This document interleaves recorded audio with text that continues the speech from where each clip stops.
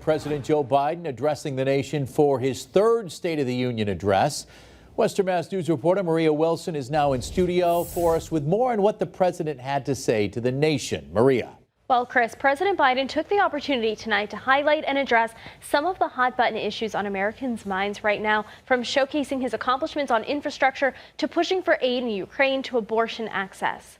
President Biden delivered his final State of the Union for his first term earlier tonight, the highly anticipated speech just coming days after Super Tuesday, which has left many Americans anticipating a rematch between Biden and his predecessor Donald Trump.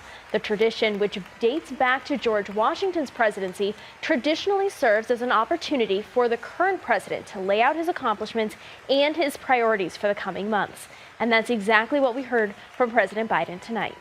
Tonight, I come to this same chamber to address the nation. Now it's we who face an unprecedented moment in the history of the Union. And yes, my purpose tonight is to wake up the Congress and alert the American people that this is no ordinary moment either. Not since President Lincoln and the Civil War have freedom and democracy been under assault at home as they are today. With the 2024 presidential campaign just 8 months away, the president taking the opportunity to speak directly to Americans about some of the hottest issues right now.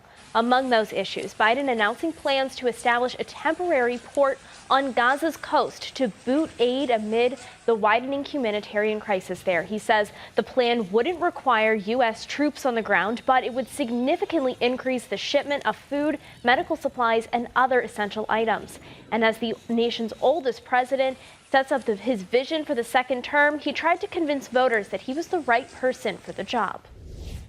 And offering tonight's rebuttal was Katie Britt. The Alabama senator is the youngest Republican woman to be elected to the U.S. Senate. Her remarks tonight criticized the administration's handling of immigration and the border. Live in studio, Maria Wilson, Western Mass News. Maria, thank you for that report.